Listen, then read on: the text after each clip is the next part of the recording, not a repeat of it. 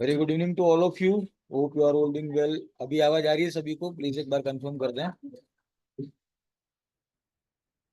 Chat box में। आवाज आ रही है सभी को?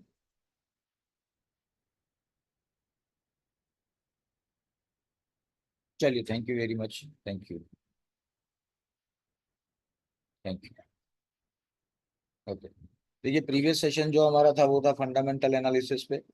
मैंने आपको बताया था कि कैसे इकोनॉमिक कैलेंडर देखा जाता है, इकोनॉमिक कैलेंडर होता है क्या है, कौन कौन से डेटा इंपॉर्टेंट होते हैं, कैसे काम करते हैं और कहाँ देखते हैं, किस तरीके से काम करेंगे, वो सारा डिटेल आपको दिया था। ठीक है। और आज के सेशन के बारे में भी मैं आपको एक डिटेल दूंगा, बहुत अच्छा डिटेल है। वो भी बहुत नॉलेजेबल चीज है सारी, तो वो भी आप देखिए। आज हम बात करेंगे इंडेक्सेस के बारे में। ठीक है। मुझे आप ये बताइए, आप में से जो यहाँ पे लोग बैठे हैं वो लोग US 100, US 30, DAX 30 या डाउ जोन्स, नैस्डैक, ये सब सुना हुआ है आपने या काम किया हुआ है इसमें आपने किसी ने? तो मुझे चैट बॉक्स में बताइए कि यस सर आई नो, मैंने किया हुआ है।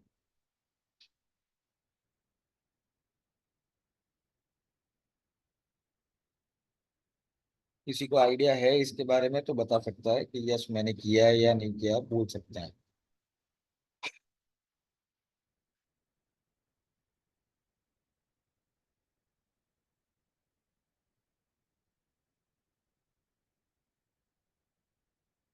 चलिए ठीक है, कोई दिक्कत नहीं है। बिल्कुल नहीं जानते हैं, चलिए ठीक है, कोई प्रॉब्लम नहीं। चलिए तो शुरू करते हैं आज के सेशन को।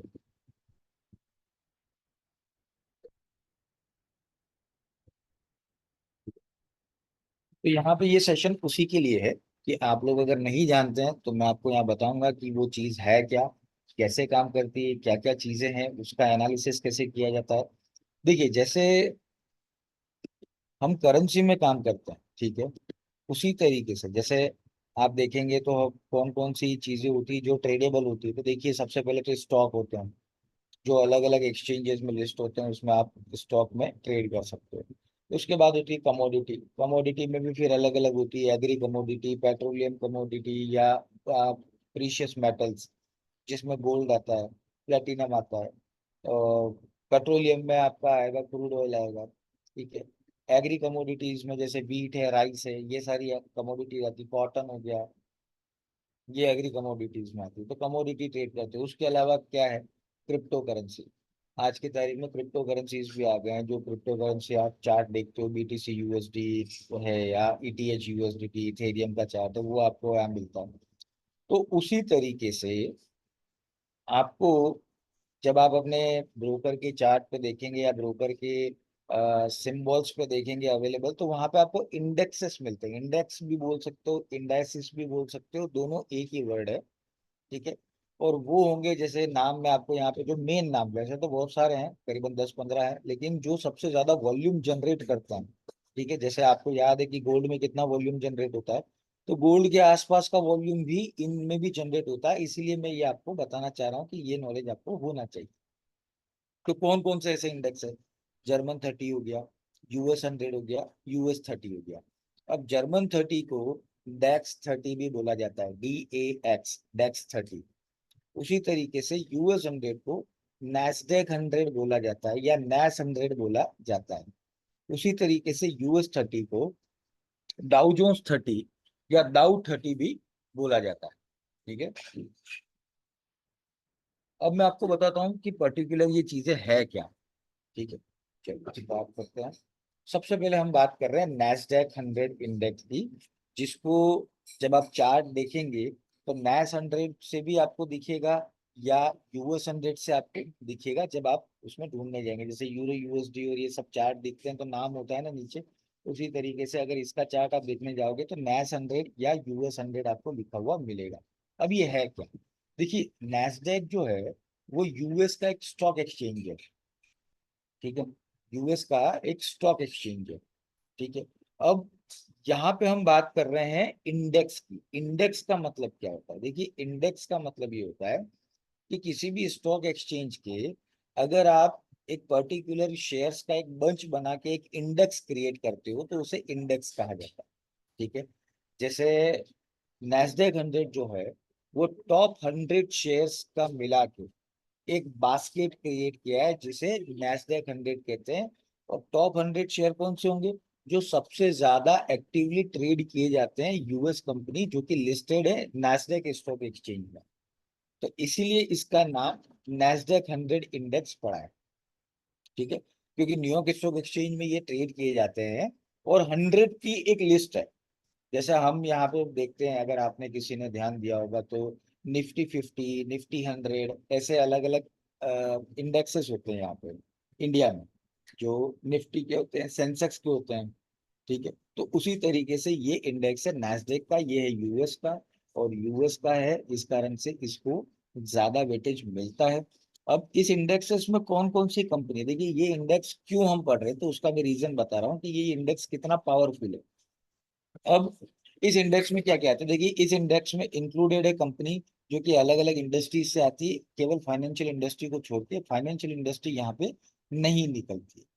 तो नॉन फाइनेंशियल इंडस्ट्रीज जो है वो सारी यहाँ पे आती है। कौन कौन सी है तो देखिए रिटेल है, बायोटेक्नोलॉजी है, इंडस्ट्रियल है, टेक्नोलॉजी है, हेल्थ केयर है और बाकी अदर है। ठीक है, तो यहाँ पे नैस्डैक 100 जो है उसमें एक से एक कंपनीज लिस्टेड है। कौन कौन सी है मैं आपको उसका एग्जांपल देता हूँ। देखिए आपने आधी कंपनियों के नाम भी सुने होंगे। एप्पल सभी ने नाम सुना है, ये वहाँ लिस्टेड है। माइक्रोसॉफ्ट जो हम लोग कंप्यूटर यूज करते हैं मैक्सिमम, उसमें विंडोज जो होता है वो माइक्रोसॉफ्ट का ही होता है। अमेजोन आप लोग जानते ही होंगे।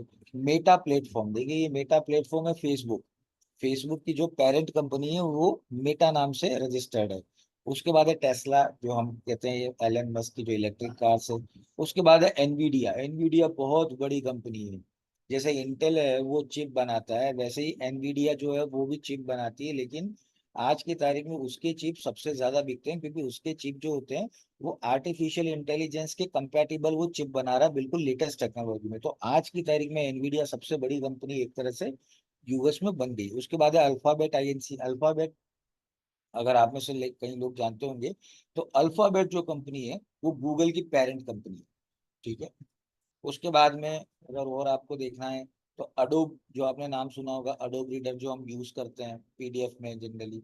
सिस्को सिस्टम्स ये भी बहुत बड़ी कंपनी है। नेटफ्लिक्स, आप में से कई लोगों ने कई बार टाइम पास किया होगा नेटफ्लिक्स के साथ, तो वो भी है। पेप्सी है, पेपल है। उसके बाद इंटेल कंपनी जो मैंने बताया था आपको वो है। और क्वालकॉम है। तो कहने का मतलब कि देखिए इस इंडेक्स की जो ताकत है वो क्यों बढ़ती है, क्योंकि देखिए दुनिया की जो टॉप कंपनीज हैं, दुनिया की है ना, मैं यूएस की बात नहीं कर रहा हूँ, लिस्टेड ये यूएस में है, लेकिन ये जो भी कंपनियां मैं आपको बता रहा हूँ ये दुनिया की बहुत बड़ी कंपनीज है। तो इसीलिए इसे दुनिया की बड़ी कंपनीज कहा गया है। तो अब क्या होता है, दुनिया इसमें ट्रेड करना चाहती है। ठीक है, तो अगर स्टॉक एक्सचेंज में जो लिस्टेड शेयर में ट्रेड करना है तो आपको यूएस स्टॉक एक्सचेंज के वहां पे अकाउंट खोलना पड़ता है और वो थोड़ा टफ होता है। तो यहाँ पे क्या किया जाता है, इसको मैनेज किया जाता है कि एक इंडेक्स बना दिया जो पर्टिकुलर किसी एक कंपनी का नहीं है। वो इंडेक्स जो है वो टॉप 100 शेयर्स का है। आपको खरीदना है तो आपको वहां पे मिल जाएगा, सिंपल। ठीक है, तो आपने अगर उसको बाय सेल किया, जैसे फॉरेक्स में यूरो यूएसडी का चार्ट होता है वैसे यूएस 100, यूएस 30 इन सब का चार्ट होता है। मैं आपको आगे जब प्रैक्टिकल में दिखाऊंगा तब मैं आपको बताऊंगा, उसी तरीके से चार्ट होता है। और उसमें होता क्या है, देखिए सबसे बड़ी बात कि मैं क्यों आपको ये बता रहा हूँ, तो रीजन ये है कि देखिए 100 कंपनीज के शेयर्स हैं। तो आप सोच सकते हैं कि देखिए 100 कंपनीज के शेयर्स में अगर 15 कंपनी के शेयर भी अगर मान लीजिए मार्केट में बहुत ज्यादा मूवमेंट करते हैं, तो आप सोचिए कि वो एक शेयर जो होता है अगर वो ऊपर चढ़ता है तो मार्केट में एक वॉल्यूम क्रिएट होता है। तो यहाँ पे 15 शेयर अगर किसी एक इंडेक्स के अंदर बढ़ेंगे तो आप सोच सकते हैं कि मूवमेंट कितना शानदार मिलेगा। ठीक है, तो इसीलिए यूएस 100 के ऊपर बहुत बड़ा स्टेक लगता है, बहुत बड़ा वॉल्यूम जनरेट होता है। और ये भी आपको एक बहुत अच्छा प्रॉफिट के लिए एक ऑप्शन हो सकता है ट्रेडिंग करने के लिए। तो इसीलिए यहाँ पे हम इसके बारे में बात कर रहे हैं। ठीक है, चलिए तो ये तो हो गया कि मैंने इंट्रोडक्शन दिया आपको कि नैस्डैक 100 है क्या और उसमें कौन कौन सी मेन कंपनीज लिस्टेड है। नैस्डैक की हम बात करें तो इसका फुल फॉर्म जो है वो है national associate of security dealers. ठीक है, इसका है फुल फॉर्म ये। जो कि नैस्डैक 100 स्टार्ट हुआ था 1985 में। ठीक है, तो आज की तारीख में लगभग 38 39 साल इसको हो चुके हैं। ठीक है, इतना पुराना ये। अब ये इंडेक्स कैसे काम करता है, देखिए ये इंडेक्स जो है उसको कैपिटलाइजेशन वेटेज मोड इंडेक्स के हिसाब से डिजाइन किया गया है। मतलब क्या है इसका, तो इसका मतलब ये है कि स्टॉक का जो वेटेज है, ठीक है, उसके हिसाब से टोटल मार्केट वैल्यू जो होती है शेयर्स की, उसके हिसाब से स्टॉक के प्राइजेज ऊपर नीचे होता है। मतलब कि 100 का शेयर, 100 कंपनीज का ये है, तो 100 का शेयर्स में ऐसा नहीं है कि सबका एक एक शेयर, नहीं, किसी कंपनी का वेटेज ज्यादा है, किसी का कम है, क्योंकि जो सबसे टॉप कंपनी है उसको ऑब्वियसली जब वो मार्केट कैपिटलाइजेशन उसका ज्यादा है तो उसको ज्यादा एक तरीके से इंपॉर्टेंसी दी जाती है। तो इस तरीके से ये इंडेक्स को डिजाइन किया गया है। अब बात करते हैं कि इसकी इंपॉर्टेंस क्या है। तो देखिए इंपॉर्टेंस बहुत है, क्योंकि ये बहुत बड़ा रोल प्ले करता है लोकल और ग्लोबल इकोनॉमी दोनों में। जैसा कि देखिए मैंने आपको बताया ही था कि डॉलर का एक ग्लोबल रोल है। अब ग्लोबल रोल होने के कारण क्या होता है कि जिन जिन कंट्रीज को अपने कंट्रीज के लिए डॉलर की जरूरत होती है वो यूएस में बड़ा इन्वेस्टमेंट करते हैं, और यूएस में जब इन्वेस्टमेंट करोगे तो फाइनेंशियल मार्केट नंबर वन होता है। तो उस कंट्री के स्टॉक मार्केट में बहुत पैसा सर्कुलेट होता है, जिसमें एक जो सबसे इंपॉर्टेंट पार्ट है वो है नैस्डैक 100। ठीक है, तो इसीलिए ये बहुत ही ट्रस्टेड और बहुत ही वेल सेटल्ड एक तरह से हम कह सकते हैं तो स्टॉक एक्सचेंज है। इसीलिए इसके ऊपर लोग ज्यादा बेट लगाते हैं। अब बात करते हैं कि नैस्डैक ऊपर जाता है या नीचे जाता है, मतलब उसके में नैस्डैक में मूवमेंट कब आता है। तो देखिए सीधी सी बात है, जैसे हम करेंसी के बारे में बात किया था कि इकोनॉमिक इवेंट से जो शेयर के प्राइस या किसी कंपनी के ऊपर अगर कोई भी निर्णय होता है गवर्नमेंट का, तो वो सीधा उस पर इम्पैक्ट डालेगा। ठीक है, इसके अलावा कंपनी की प्रॉफिट्स, और वो जैसे मान लीजिए कि अगर एक साल का जो बैलेंस शीट आती है, एक साल में उसने बहुत अच्छा परफॉर्म किया, कंपनी के जो अकाउंट्स है वो बहुत ज्यादा पॉजिटिव है, बैलेंस उसका बढ़ रहा है, मतलब बैलेंस शीट में एसेट है वो बढ़ रही है, लाइबिलिटीज जो है वो कम हो रही है, प्रॉफिट बढ़ रहा है, तो उस कारण से क्या होगा, उस कंपनी के शेयर्स में उछाल आएगी, और जैसे जैसे उस कंपनी के शेयर में उछाल आएगा सीधा इम्पैक्ट जो पड़ेगा वो नैस्डैक 100 इंडेक्स पे भी पड़ता है। तो ये चीज ज्यादा ध्यान रखनी है। अगर मान लो आप इसको फॉलो करते हो तो ये एक तरीका है इस इंडेक्स में अपने पैर जमाने का या इसमें अपनी एनालिसिस करने का। ठीक है, तो ये था नैस्डैक 100 के बारे में, मैंने आपको डिटेल दिया।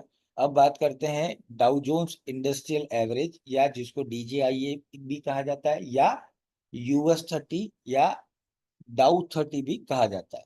ठीक है, अब डाउ जोन्स इंडस्ट्रियल एवरेज जो इसका फुल फॉर्म है, जो शॉर्ट फॉर्म है इसका डीजेआईए है, एक तरह से डाउ 30 के नाम से भी जानता है।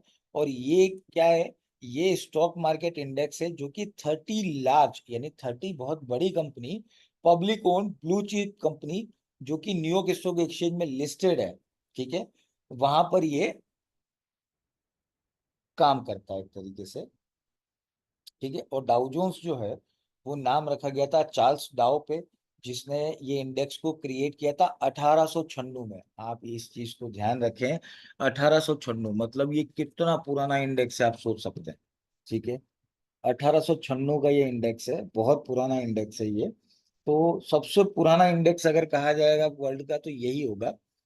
ठीक है, और डाउ जोन्स जो नाम पड़ा है वो दो पार्टनर का नाम था, पहला था चार्ल्स डाउ, उससे लिया डाउ, और एडवर्ड जोन्स से लिया जोन्स, तो इसीलिए इसका नाम पड़ा डाउ जोन्स, इन दोनों ने इसको क्रिएट किया था।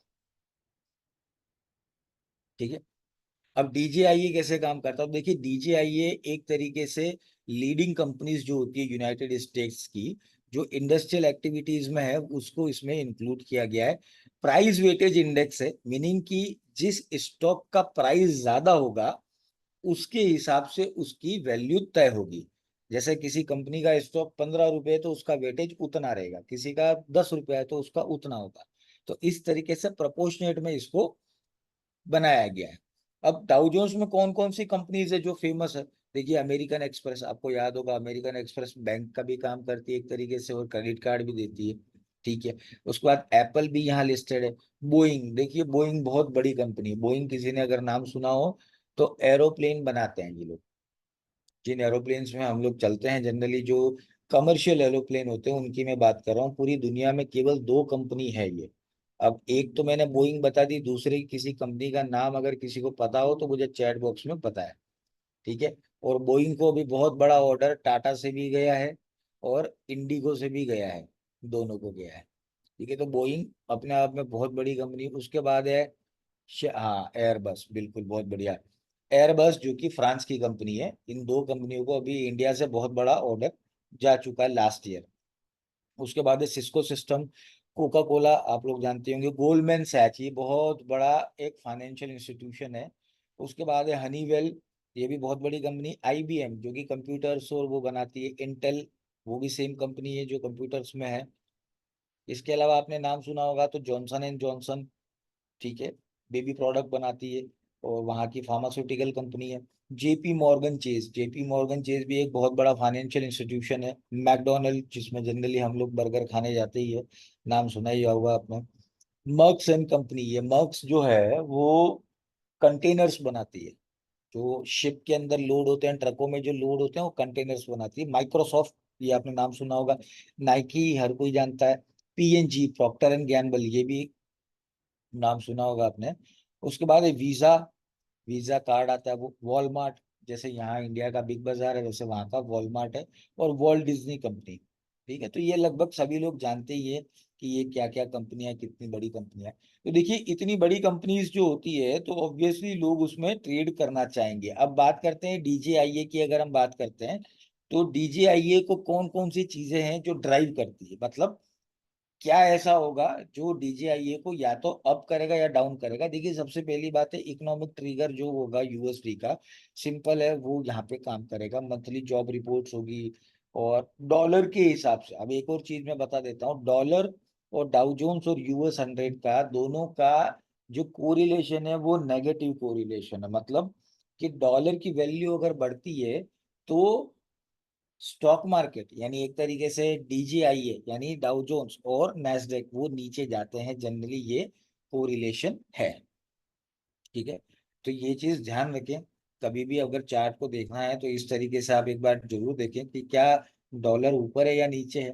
इसके अलावा डाउ जोन्स का गोल्ड के साथ में भी रिलेशन है, वो भी आगे बताता हूँ मैं। अब कौन कौन सी चीजें ध्यान होगी वो, मतलब कौन कौन सी चीजें ऐसी है जो प्राइस को ड्राइव करती है। तो देखिए सबसे पहला है इन्फ्लेशन। अगर इन्फ्लेशन होगा तो क्या होगा कि वैल्यू ऑफ डॉलर जो होगा वो एक तरीके से कम हो जाएगा, ठीक है। तो high inflation could lead to a decrease the value of US 30, यानी यूएस 30 भी नीचे जाएगा, क्योंकि हाई अगर उसकी इन्फ्लेशन होगी तो आप देख सकते हैं कि जो भी वहां पे कंपनीज काम कर रही है उनको भी तकलीफ आती है, तो वो अपना परफॉर्मेंस बराबर नहीं रख पाती, जिस कारण से उनके भी प्रॉफिट्स होते हैं वो डाउन होते हैं, ठीक है। इसके अलावा अगर हम देखते हैं तो ट्रेजरी यील्ड्स का मतलब है कि जब अगर किसी कंट्री की करेंसी के ऊपर जो इंटरेस्ट रेट हमको मिलता है वो इंटरेस्ट रेट अगर कम हो जाता है तो उसका उसका जो इफेक्ट है वो सीधा यूएस 30 पे पड़ता है। देखिए एक सिंपल सी गणित, ये थोड़ा सा कॉम्प्लेक्स आपको हो सकता है, थोड़ा कंफ्यूजन कर रहा हो। एक सिंपल सी गणित मैं आपको बताता हूँ, एक बिल्कुल नॉर्मल गणित बताता हूँ। देखिए इन्वेस्टर्स जो होते हैं ना, जो मार्केट में ट्रेड करते हैं अपना पैसा लगाते हैं, ठीक है। अब उनकी मेंटेलिटी क्या होती है, सबसे पहले वो ढूंढेंगे कि हमको ज्यादा रिटर्न कहाँ मिल रहा है। अगर गवर्नमेंट के बॉन्ड या गवर्नमेंट को उधार देने में अगर उनको ज्यादा पैसा मिलता है तो वो गवर्नमेंट को प्रीफर करते हैं और करेंसी को बाय सेल करते हैं करेंसी मार्केट में, ठीक है। वहां पे अगर उनको लगता है कि थोड़ा सा भी इकोनॉमी में स्लो डाउन आ सकता है या इकोनॉमी नीचे जा सकती है तो वहां से वो पैसा निकालते हैं, वो डालते हैं गोल्ड में, ठीक है। क्यों? क्योंकि गोल्ड सेफ हेवन है। जब भी आपने देखा होगा दुनिया की इकोनॉमी जब जब भी नीचे जाती है तो गोल्ड हमेशा ऊपर जाता है, तो ये कोरिलेशन। इसके अलावा वैसे इन्वेस्टर जो स्टॉक मार्केट में काम करते हैं, तो देखिए स्टॉक मार्केट कब ग्रो करता है, जब उस कंट्री की इकोनॉमी ग्रो करती है। तो यहाँ पे भी यही सेम कोरिलेशन काम आता है कि इकोनॉमी जैसे ही खराब होगी तो फिर क्या होगा, लोग स्टॉक मार्केट से पैसा निकाल के डालने लग जाएंगे गोल्ड में, ठीक है। तो ये चीजों को समझना थोड़ा सा जरूरी है कि जिन जिन कंट्रीज के अंदर स्लो डाउन होता है या मान लीजिए कि हम कह सकते हैं कि एक तरीके से अर्थव्यवस्था जो है वो नीचे चली जाती है, तो वहां पे जो इन्वेस्टर्स जो होते हैं जो पैसा निकाल के वो डालते हैं फिर कमोडिटीज में, ठीक है, तो उसका इम्पैक्ट भी आप देख सकते हैं कि जो स्टॉक इंडेक्स है उसके ऊपर सीधा पड़ता है। इसके बाद है एक्सयू यूएसडी और यूएस 30 का कोरिलेशन भी है। जैसे आप यहाँ पे देखेंगे तो ये ऊपर जाता है, ये नीचे जाता है, ये ऊपर जाता है, ये नीचे जाता है। मतलब गोल्ड और डाउ जोन्स का जो रिलेशन है ना वो नेगेटिव है। मतलब कि गोल्ड अगर ऊपर जाएगा तो डाउ जोन्स नीचे जाएगा। आप यहाँ पे देख रहे हो जो येलो लाइन है वो गोल्ड की है, जो ग्रीन लाइन है वो डाउ जोन्स की है। पहले ये ऊपर था, ये नीचे था, फिर ये ऊपर आया, तब ये नीचे आया, फिर यहाँ पे थोड़े टाइम तक कोरिलेशन चेंज हुआ, दोनों एक साथ नीचे आए।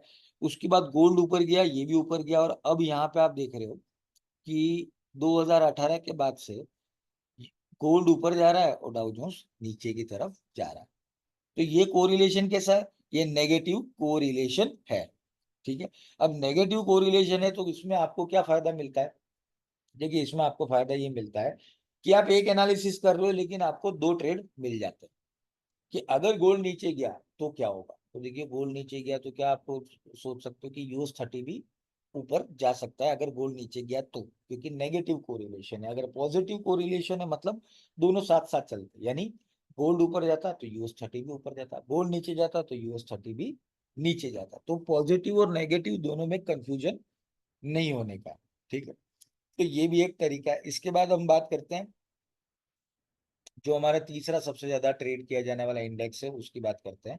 अभी तक हमने जो दोनों इंडेक्स देखे थे वो यूएस के थे, नेस्डेक थे, यानी नेस्डेक स्टॉक एक्सचेंज से दोनों इंडेक्स थे। अब हम बात कर रहे हैं वो है जर्मन 30, यानी जो जर्मनी का स्टॉक इंडेक्स है उसकी हम बात कर रहे हैं, जिसको डेक्स इंडेक्स भी कहा जाता है, डेक्स 30 भी कहा जाता है, जर्मन 30 भी कहा जाता है। ठीक है, अब डेक्स क्या, तो देखिए डेक्स भी जो है वो मेन स्टॉक मार्केट इंडेक्स है जर्मनी का। ठीक है, यूरोप के अंदर एक कंट्री है जो सबसे पावरफुल कंट्री है जर्मनी, ये उसका इंडेक्स है। ठीक है, और ये क्या करता है, तो देखिए it tracks the perform of 30 blue chip German companies trading in Frankfurt stock exchange. जो फ्रैंकफर्ट स्टॉक एक्सचेंज है वहां पर, उसमें जो 30 ब्लू चिप कंपनी जो सबसे टॉप कंपनीज हैं उनके शेयर्स का ये एक तरीके से इंडेक्स बनाया गया है। अब डेक्स को भी एक प्रोमिनेंट बेंचमार्क माना जाता है क्योंकि जर्मन और यूरोपियन स्टॉक लिस्टिंग और मेजर कंपनीज जो होती है वो लिक्विडिटी और मार्केट कैपिटलाइजेशन के हिसाब से सबसे ज्यादा वैल्यू रखती है पूरे यूरोप के अंदर।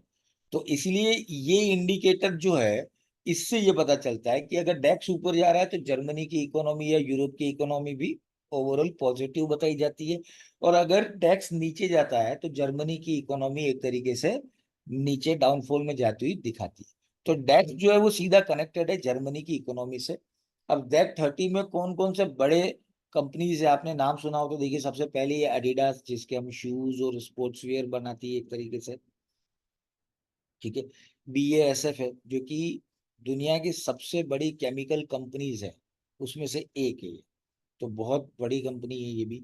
उसके बाद है बेयर, ये एक तरीके से फार्मास्यूटिकल कंपनी जो पेन रिलीफ की ड्रग बनाती है और बहुत बड़ी कंपनी है। फिर है BMW, ये तो आपने सुना ही होगा, BMW जो कार्स बनाते हैं। इसके अलावा डोइश बैंक, डोइश बैंक भी आपने सुना होगा कि वर्ल्ड्स लार्जेस्ट जो बैंक है उसमें से ये एक है। ठीक है, अब डेक्स 30 में कंपोनेंट्स बाय सेक्टर, यानी डेक्स 30 के अंदर कौन कौन सी सेक्टर की कंपनीज का कितना कितना शेयर है, तो देखिए इंडस्ट्रियल 13% कंपनीज जो है वो इंडस्ट्रियल प्रोडक्ट में डील करती है। IT से रिलेटेड 14% कंपनीज है, मटेरियल से रिलेटेड 17% है, कंज्यूमर डिस्क्रिप्शन में 17% है, फाइनेंशियल्स में 15% है, हेल्थ केयर में 9% है, फिर कॉमर्स रियल इस्टेट यूटिलिटी और वो सारी चीजें आ गई। तो कहने का मतलब कि टैक्स के अंदर लगभग जितने भी सेक्टर्स आते हैं उन सभी सेक्टर्स की यहाँ पे कंपनी इन्वॉल्व मिलेगी आपको। ठीक है, उसके बाद बात करते हैं कि ये चीजें द इंडेक्स में आप देखोगे ये कैसे काम करता है। देखिए यहाँ पे इन्होंने इंडेक्स की पूरी लिस्ट दी है कि एडिडास जो है उसका 3.54 वेटेज है, फिर अलियांस का 7% है, BASF का 7% है, बेयर का 8% है। तो अलग अलग जो कंपनीज के शेयर कंपनीज हैं उनका कितना परसेंटेज है वो यहाँ पे आप देख सकते हो। ठीक है, जिसका जितना ज्यादा परसेंटेज होगा उसका ही उतना ज्यादा वेटेज होगा उस कंपनी के शेयर अगर ज्यादा मूवमेंट करेंगे तो सीधा इम्पैक्ट जर्मन 30 पे पड़ेगा। कहने का सिंपल अर्थ ये है। ठीक है। ये सब। अब देखिए सैप जो है, सैप कंपनी जो सॉफ्टवेयर की है उसका 10.56% है। तो अपने आप में एक बहुत बड़ा परसेंट है। फिर है सीमेंस। सीमेंस आपने नाम सुना होगा, इंडस्ट्रियल और इलेक्ट्रॉनिक्स की कंपनी, बहुत बड़ी कंपनी है। वॉक्स वैगन ग्रुप है, ये भी बहुत बड़ी कंपनी है। ठीक है। तो जिसका ज्यादा वेटेज होगा उतना ज्यादा ये मूवमेंट लेगा। अब डेक्स का इतिहास हम देख लेते हैं क्या क्या रहा। देखिए डेक्स का इतिहास आप देखेंगे तो शुरुआत हुआ था अगस्त 2011 से। उसके बाद ये ऊपर नीचे होता हुआ, यानी ये शुरुआत हुआ था लगभग 7,000 के पॉइंट से, और आज 16,000 से ऊपर चलता है ये हमारे पास 2021 तक का डेटा है। जैसे जैसे वर्ल्ड में बहुत सारी चीजें होती गई, जो जो घटनाएं घटती गई, उसका सीधा इम्पैक्ट पड़ा है। मार्च 2000 में आप देख सकते हैं, मार्च 2020 में fall as a corona virus lockdown devastated global demand. जैसे ही यहाँ पे कोरोना वायरस और वो सारी चीजें आई थी, उसके बाद देखिए तुरंत ये नीचे गिर गया था मार्केट। तो ये सारा वहां से चीजें आती। जैसे हर जगह पर ये सिंपल सा कॉन्सेप्ट है कि कोई भी चीज अगर होती है तो उसका इम्पैक्ट जो है वो पूरा मार्केट पे पड़ता है। अब डेक्स को क्या क्या ड्राइव करता है, देखिए एक्सचेंज रेट्स ऑब्वियसली। यूरो और डेक्स ये दोनों कैसे हैं, ये दोनों नेगेटिवली कोरिलेटेड है। अगर यूरो बढ़ता है तो डेक्स नीचे जाता है, अगर डेक्स नीचे जाता है तो यूरो ऊपर बढ़ता है। दोनों का नेगेटिव कोरिलेशन है। फिर है यूरोपियन सेंट्रल बैंक की पॉलिसी। सेंट्रल बैंक की पॉलिसी से उस पर क्या इफेक्ट आएगा वो यहाँ पे पता लगेगा। उसके अलावा सोशल पॉलिटिकल इवेंट्स, बहुत सारी चीजें, जैसे ब्रिटेन एग्जिट हुआ था अभी, जिसको ब्रेग्जिट कहा गया था, उससे फर्क पड़ा था। कोरोना वायरस आया था, उससे फर्क पड़ा था। ये सारी चीजें जो होती है वो किसी कंट्री की इकोनॉमी में सीधा इम्पैक्ट डालती है।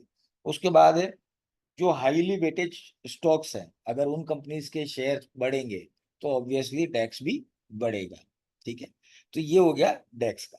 अब मैं आपको एक चीज और बताता हूँ जो कि बहुत इंपॉर्टेंट है। ये तो मैंने आपको बता दिया, अब मैं आपको बता रहा हूँ कि कैसे हम इसमें ट्रेड भी करेंगे। और मैं आपको एक सिस्टम देता हूँ, वो सिस्टम भी आप यूज कर सकते हैं जब आप ट्रेडिंग करें तो। 1 मिनट दीजिएगा मुझे, मैं भी शेयर कर रहा हूँ।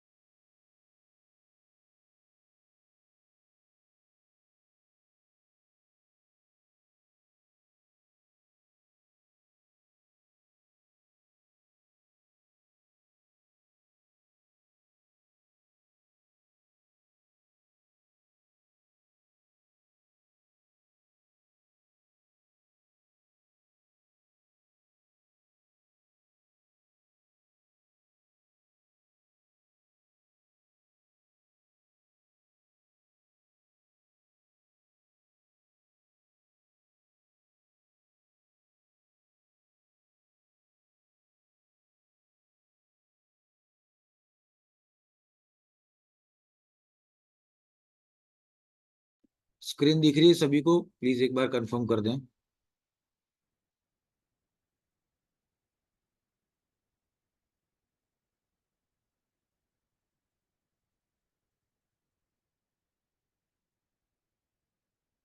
ठीक है।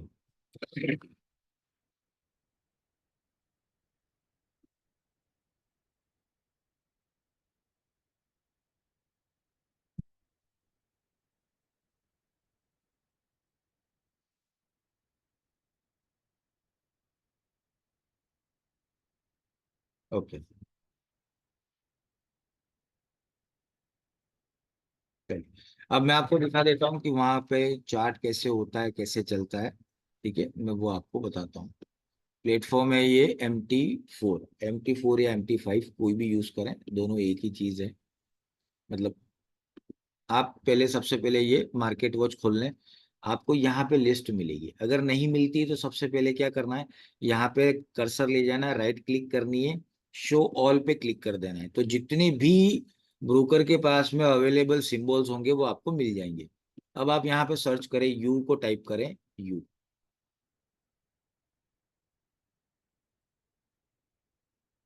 ठीक है, ये आ गया US 30। ठीक है, ये खोल रखा है मैंने। ठीक है, मैंने केवल दिखाने के लिए आपको रखा है। उसके बाद देखिए यहाँ लिखा हुआ NAS 100। ठीक है, NAS 100 को हम खोल देते हैं चार्ट विंडो।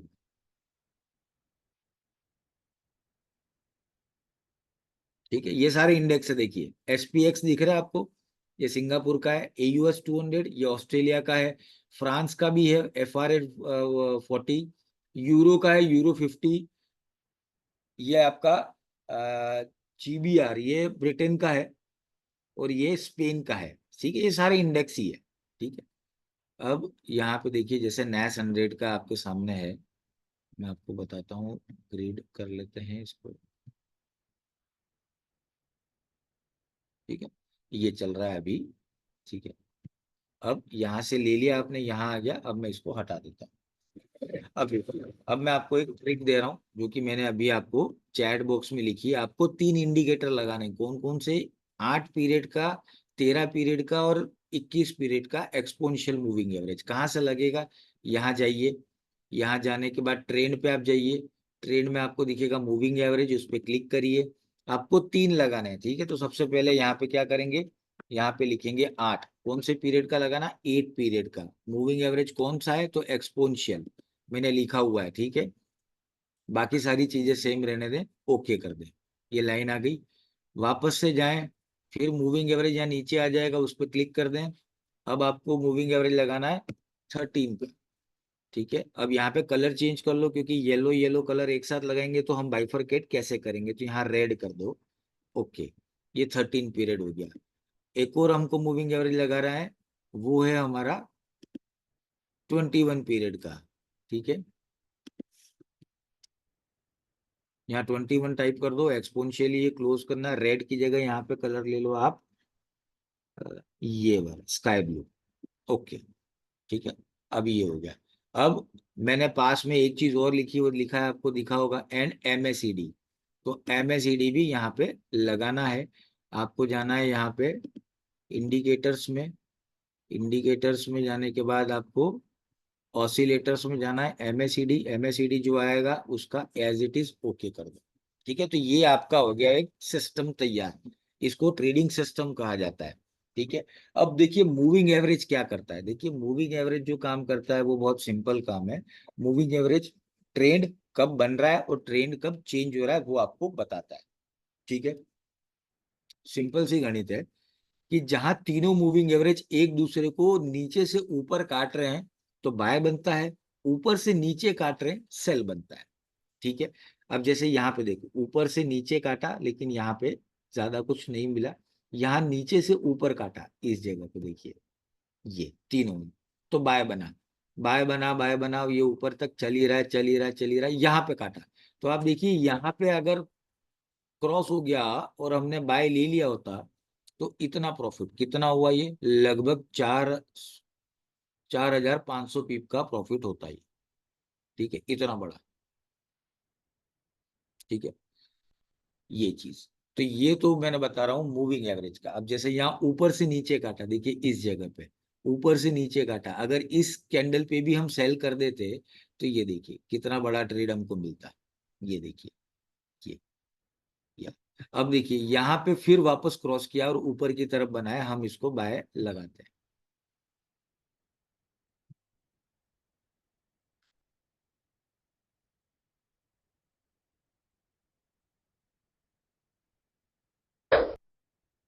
तो ये बाय लगाया, क्यों लगाया बाय? क्योंकि देखिए यहाँ पे काटने के बाद यहाँ वापस से काटा है और प्राइस अभी ऊपर है, तो ऊपर जाने के चांसेस इसके बनते हैं।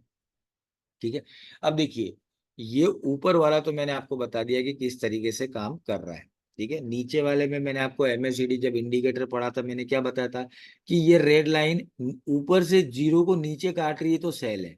ठीक है, अब यहाँ देखिए, यहाँ पे काटा एक कंफर्मेशन मिला, और यहाँ पे काटा तब दूसरा कंफर्मेशन मिला। देखिए ये इस जगह पे पहला कंफर्मेशन यहाँ मिला, फिर हमने वेट किया, फिर दूसरा कंफर्मेशन हमको यहाँ मिल गया इस कैंडल पे। ठीक है, तो ये कुल मिलाकर सेल रहा। तो देखिए दो इंडिकेटर क्यों लगाए जाते हैं? दो इंडिकेटर ये लगाए जाते हैं कि अगर एक में हमारा मान लीजिए कोई भी किसी भी तरह की कोई गलती हो गई या मार्केट में कोई फेक सिग्नल आ गया, तो उससे बचने के लिए हम दूसरा इंडिकेटर भी लगाते हैं। ठीक है, तो इसीलिए ये एक सिस्टम है जहां पे दो इंडिकेटर को काम करना है। अब जैसे देखिए यहाँ पे क्रॉस किया और मार्केट ऊपर जा रहा है, अब देखिए यहाँ भी जीरो से ऊपर काट रहा है, ये देखिए। इसीलिए मैंने यहाँ पे बाय का ट्रेड लिया है, क्योंकि टेक्निकल एनालिसिस का पहला नियम है ऑलवेज कंफर्म ट्वाइस, मतलब हमेशा दो बार कंफर्म करो, उसके बाद आप काम करो। इसीलिए देखिए ये यहाँ पे लगाया इसको और किया। ठीक है, अब हम बात करते हैं, एक और चार्ट लगाते हैं, ये जर्मन 40 है। ठीक है, जर्मन 30 हो या जर्मन 40 एक ही बात है, कोई ज्यादा फर्क नहीं है। ठीक है, अभी उसमें मूवमेंट नहीं आएगा क्योंकि वो दिन का मार्केट था। ये US 30 है। ठीक है, ये US 30 आप देख रहे हो, वो है। उसमें भी मूवमेंट अभी फिलहाल नहीं है। मूवमेंट जो है वो अभी सबसे ज्यादा नैस 100 में ही है, इसी में। इसको मैं थोड़ा छोटा करता हूँ, केवल मूवमेंट दिखाने के लिए आपको छोटा किया है ये। 15 मिनट चार्ट आपको यूज लेना 1 आवर का है ना, ये चीज ध्यान रखें। 1 आवर में ही ये चीज करनी है, और ये चीज आप चाहो तो करेंसी में या किसी और में भी लगाना चाहो तो आप लगा सकते हो। मैंने पैरामीटर आपको लिख कर दे दिए हैं। पैरामीटर है 8, 13, 21। उसका लेना है आपको एक्सपोनेंशियल मूविंग एवरेज, और साथ में लेना है MACD। ठीक है, ये दोनों चीज आप ले सकते हो, और इस तरीके से कर सकते हो कि अगर ऊपर क्रॉस किया है, ठीक है, तो हमको नीचे वाले इंडिकेटर से कंफर्म करना है, और नीचे क्रॉस किया है तो भी हमको ऊपर वाले इंडिकेटर से कंफर्म करना है। और अगर दोनों ने कंफर्म करके यस बोल दिया तो आपके ट्रेड के सक्सेस होने के चांसेस ज्यादा है। ठीक है, तो वो चीज ध्यान में रखें।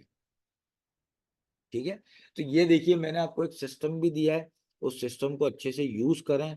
इसको आप चाहो तो करेंसी पे भी यूज कर सकते हो, चाहो तो इन पे भी यूज कर सकते हो। लेकिन फिर वही बात बोल रहा हूँ कि देखिए मैं तो मेरी तरफ से सारी चीजें कर दूंगा, लेकिन प्रैक्टिस जो है वो आप ही को करनी रहती है। मुझे नहीं पता कि आप में से कितने लोगों ने कितनी प्रैक्टिस करी है या क्या किया है, लेकिन अगर आप कर रहे हैं तो उसका रिजल्ट आपको दिखेगा। ठीक है, तो आज का सेशन हम यही रखते हैं। आप में से अगर कोई लोग प्रैक्टिस कर रहे हैं तो प्लीज मुझे चैट बॉक्स में बताइए कि सर हम प्रैक्टिस कर रहे हैं और उसका रिजल्ट अच्छा है खराब है, जो भी है आप जरूर बताएं। और आज का सेशन कैसा लगा ये भी जरूर बताएं। मैं 1 मिनट का ब्रेक लूंगा, 1 मिनट के बाद आपके फिर कमेंट्स में हम बात करेंगे। Thank you very much.